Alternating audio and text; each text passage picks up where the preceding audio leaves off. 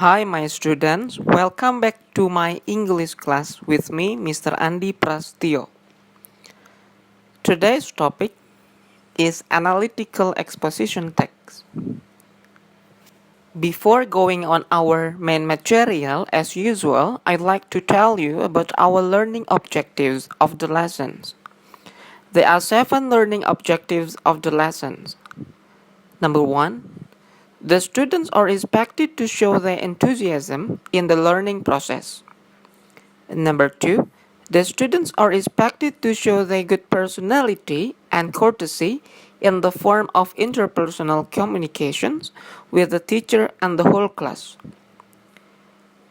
Number 3, the students are able to express the social function, the generic structure, and the language features of analytical exposition text. Number 4, the students are able to know the order of generic structures of analytical exposition text. Number 5, the students are able to analyze the social function, the generic structure, and the language features of analytical exposition text. Number 6, the students are able to answer the questions from the teacher about analytical exposition text. And the last, the teacher is able to give reflections about the material has been taught to the students. Here we go. On this slide, I'd like to tell you about the difference between genre and text. Genre is the French word means text types or kinds of text. Thus, genre is a term of grouping text together, representing how written typically use language to respond to situations. Jadi genre ini kalau dalam bahasa Indonesia adalah ragam teks. Nah, jadi dalam genre terdapat beberapa jenis teks, salah satunya yang akan kita bahas nanti. Genre diambil dari bahasa Perancis yang berarti adalah tipe teks atau ragam teks. Ya. Whereas text is determined by genre and the oral and written text which people create also act upon and influence the context. Ya. Jadi genre ini bisa dinyatakan dalam bentuk oral maupun dalam bentuk tulisan. Ya kan kita tahu bahwa teks itu bisa dalam bentuk lisan dan bentuk tulisan. Ya sebagaimana kita hidup di dunia bahasa, di dunia kata-kata. Teks itu yang diketahui tidak hanya dalam bentuk tulisan, tetapi juga kita berbicara itu adalah teks. Ya. Nah, itu dapat mempengaruhi konteks bicara ketika kita sedang membuat teks. Konteks penyampaian. Actually, creating a text requires us to make choices about the word use and how we put them together. Ya, pada dasarnya membuat sebuah teks itu membutuhkan ketelitian, ya. Bagi kita untuk memilih kata-kata yang cocok digunakan dan menggabungkan mereka menjadi sebuah wacana atau pikiran penuh, ya. Or in English is full thought. If we make the right choices, then we can communicate with others. Ketika pilihannya sudah tepat, kata-kata yang kita gunakan untuk berkomunikasi dalam pembuatan teks sudah tepat, maka kita bisa mengkomunikasikan itu kepada orang lain. Let's go on to the next slide. On this slide, we are going to discuss about kinds of genre. And actually, there are 2 different kinds of genre. Yeah. The first one is story genre, and the second one is factual genre. Yang pertama adalah genre yang berdasarkan cerita. Ya. Baik itu cerita fiksi maupun cerita nyata. Kemudian yang kedua adalah factual genre atau genre faktual yang mana didapatkan melalui research. Ya. And every kind of genre has different social functions actually. Ya, perlu kalian ketahui bahwa setiap teks pada genre memiliki social function yang berbeda ya. Tidak sama pada setiap teks. Different generic structures and different language features as well. Now, I'd like to tell you about the expository or exposition text. Okay. As you watched last week on the video uploaded, expository or exposition text is a type of oral or written discourse that is used to explain, describe, and give information in a logical argument from a particular point of view. In the phrase a logical argument from a particular point of view yang sudah tadi saya nyatakan, itu bermakna semua data atau evidence yang dituliskan dalam expository text or exposition text itu didapatkan melalui research or through research. Begitupun dengan persuasive text kalau kalian ingin mengetahui persamaannya, ya. Dan sama-sama membujuk pembaca untuk melakukan suatu hal. Well, on the next slide, I'm going to tell you what does something make expositions and persuasive text are alike.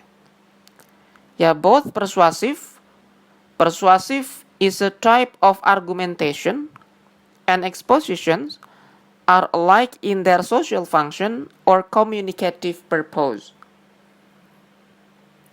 They are the texts which deliver thought by proving the validity of an idea through research. Ya, tadi saya katakan persamaan mereka didapati bukti-bukti ya untuk nanti dimasukkan ke teks melalui research. Ya, evidence-nya masuk ke teks melalui research. Ya. Dan utamanya kita bisa mengetahui di social function mereka. Presenting reasons, discussions, arguments that thoroughly convince the reader. Well, there are two categories of exposition text. Number one is hortatory. Hortatory expositions text is to influence and to persuade the readers to do something in a certain way. Something should or shouldn't be the case. Ya. Harus atau tidak harus dilakukan. And the next is analytical.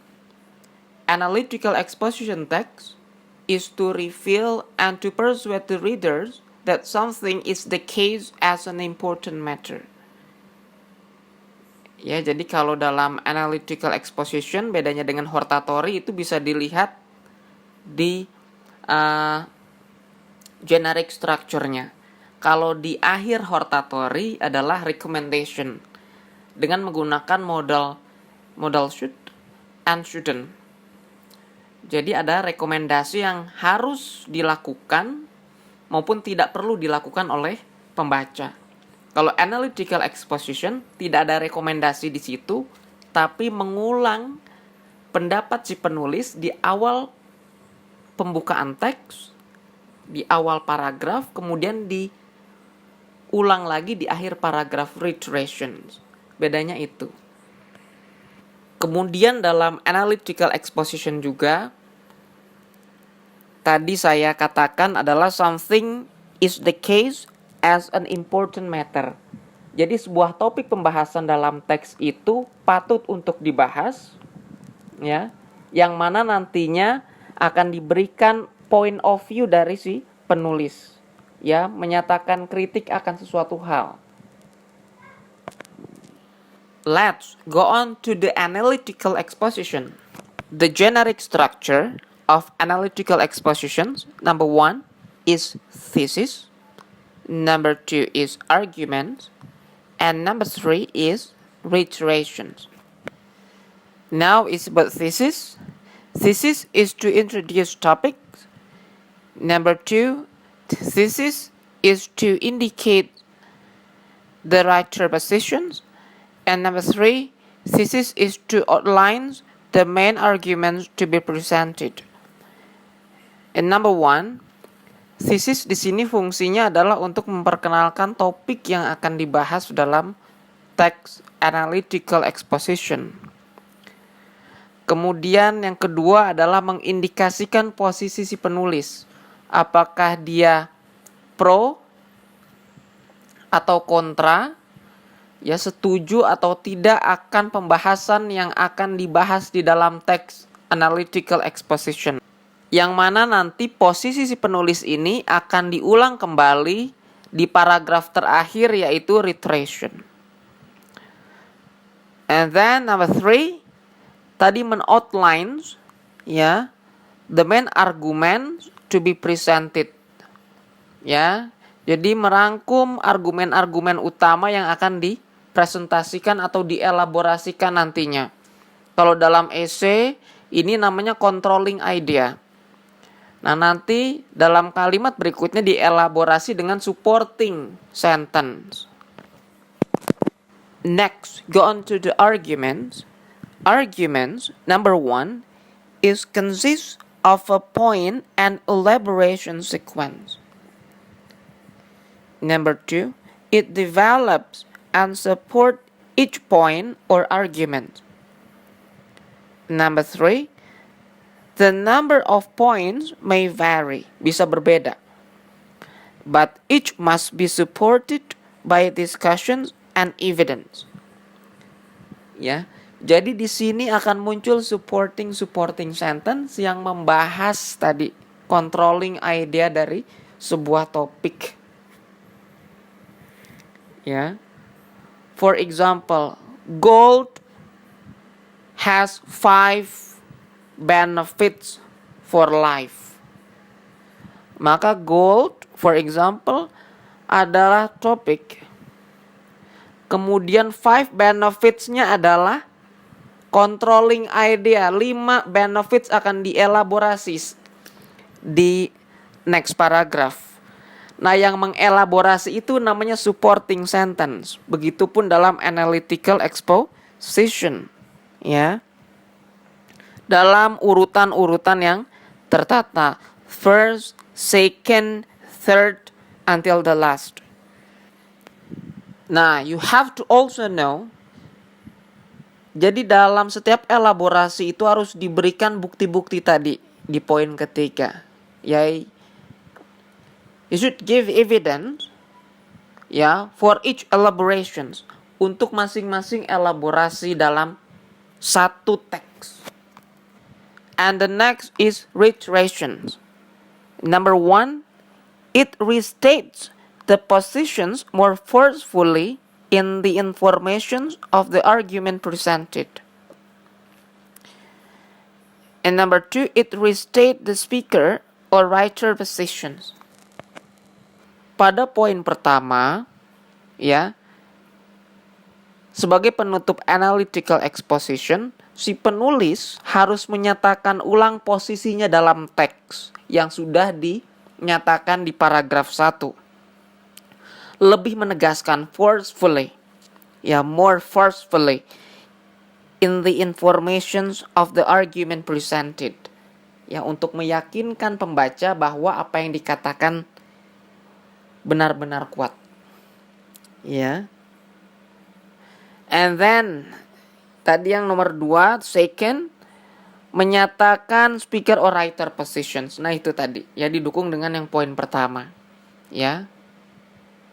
the writer positions will be strengthened in the last paragraph to make sure the readers that something is the important case. Harus, itu perlu. Now is language features atau segi bahasa atau ciri-ciri bahasa yang digunakan dalam analytical exposition text. Number 1, focus on generic human and non-human participant. Ya, sorry. Jadi fokus kepada orang secara umum atau inanimate non-human yang mana dijadikan fokus utama dalam pembahasan di analytical expositions atau dalam arti subjek pembahasan. And then use the material process. Ya, gunakan material process atau disebut juga sebagai action verbs atau kata kerja yang menunjukkan tindakan. Ya, seperti for example eat, and then write, run, drive, okay? And then the use of mental process. Ya, mental process disebut juga thinking verb. Ya, yaitu kata kerja yang berhubungan dengan persepsi panca indera kalian atau batiniah. Ya, for example dream merujuk ke batiniah, abstrak gitu. And then I feel, I think, I smell, I taste, I guess, ya. And the tense used in analytical exposition is the simple present tense with the verb one. Ya, saya yakin all of you bisa menggunakan simple present tense. Ya, menggunakan base verb atau kata kerja awal bentuk pertama. Ya. Next, use modals. Kebanyakan yang digunakan adalah modal verbs. For example, like can, and then shall, should, will, would, like that. As the last use compound and complex sentence. Menggunakan kalimat compound and complex yang mana ada kata penghubungnya adverbial conjunctions and subordinating conjunction. For example, menggunakan penghubung seperti whereas, because of, ya, cause and effect kalau because. Terus kemudian and then furthermore, nevertheless, choose, ya, and then moreover, and so on. Kenapa menggunakan because? Ya, karena cause and effect adalah salah satu jenis dari teks atau dari genre expository kalau kalian mengetahui, ya. Jadi nanti ada beberapa jenis, ya, teks atau essay, ya, dalam expository salah satunya adalah cause and effect. Now, please look at the example of an analytical exposition. Yeah. And the title of this text, The Importance of English. Itu sangat lengkap, ada thesis, ada arguments, kemudian ada reiteration. In the paragraph 1, I personally think that English is the world's most important language. Why do I say that? Itu thesis. Ya, menyatakan writer positions bahwa bahasa Inggris itu sangat penting dipelajarin, menjadi bahasa dunia. And then arguments yang mendukung bahwa bahasa Inggris itu penting apa dielaborasi. Ya. Argument 1, firstly, English is an international language. It is spoken by many people all around the world, either as a first or second language. That's the first elaborations. Itu adalah elaborasi pertama atau disebut juga sebagai apa tadi? Supporting sentence dari controlling idea important language tadi itu di paragraf pertama. And then argument 2, pendukung keduanya. Secondly, English is also the key which opens door to scientific and technical knowledge, blah blah blah. And then argument 3, thirdly, English is a top requirements of those seeking jobs, applicants, blah blah blah. Ya. And then for reiterations, mengulang lagi point of view dari si penulis, ya. From the fact above, it's obvious that everybody needs to learn English to greet the global era. Ya, masih memandang penting bahasa Inggris sebagai bahasa pergaulan dunia. Ya. Okay? Understood? Thank you for watching this video, and I'm looking forward to having your questions. Please write your question down on the comment column. Thank you very much.